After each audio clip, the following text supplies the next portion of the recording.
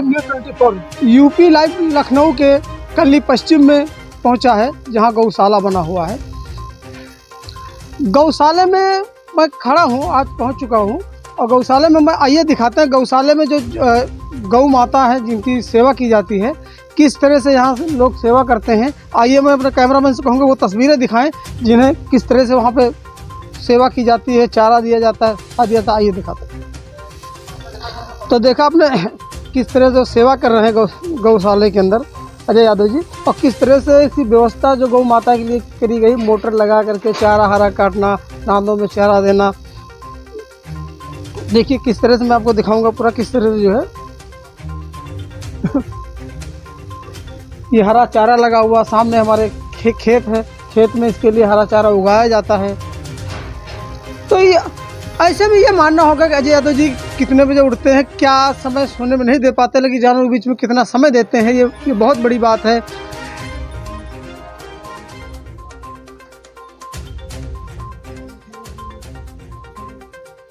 आपने देखा गौ आश्रय के अंदर किस तरह से हमारे बीच में अजय यादव जी हैं और उनसे में कुछ बात करेंगे और जानेंगे गौशाला के बारे में कि किस तरह से गौ सेवा कर रहे हैं लगातार।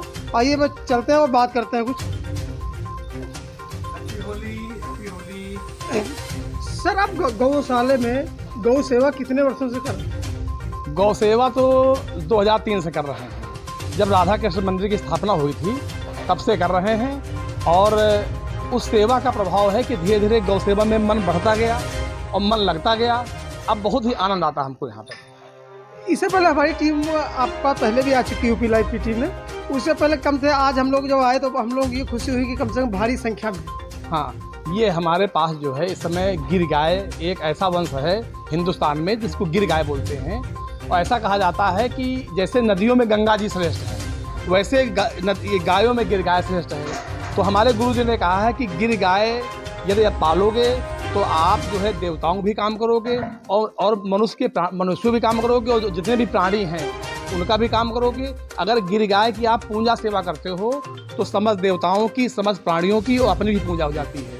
और इसका दूध बहुत ही शुद्ध है। अगर बच्चा 50 ग्राम सुबह और 50 ग्राम शाम को अगर इसका उपयोग करता है तो वो दीर्घायु होगा, पढ़ने में कुशाग्र होगा, बुद्धिमान होगा, और जो ब्रह्मा जी ने विधाता जो आयु निर्धारित की वो पाएगा। और बुजुर्ग लोग जो बड़े लोग हैं वो 100 ग्राम सुबह 100 ग्राम दूध का सेवन करते हैं तो उनका स्वास्थ्य बहुत अच्छा रहेगा। बीमार कोई व्यक्ति है तो इस गाय के दूध सेवन से बहुत जल्दी ठीक हो जाएगा। जिस तरह से आज होली है, होली के दिन आपने देखा गाँव को मीठा खिला करके मुँह मीठा कर रहे हैं।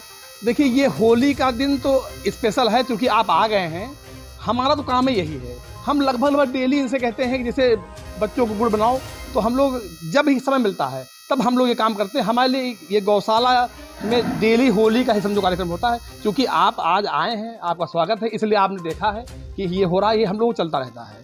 सिर्फ रंग आज लगाया गया है, लेकिन जो मिष्ठान खिलाना है, चारा खिलाना है, हरा चारा खिलाना है, सामने देख रहे हैं, ये सब हम लोग करते रहते हैं।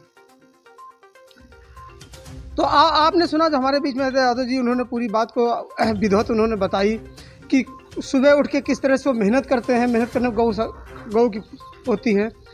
और ये साफ़ सफाई के मामले में आपने देखा होगा कितनी साफ़ सफाई, ये बहुत बड़ी बात है, खूबसूरती की बात ये है, सोचने की बात है। अगर हिंदुस्तान में सारे गौशाले अगर इस तरह से हो जाएं तो जो गंदगियों के एक तरफ प्रदेश सरकार जो बड़े बड़े दावे करती है, लेकिन गौशाले बना करके वहाँ गौ हत्या होती है। लेकिन यहाँ पर देखिए किस तरह से जो है,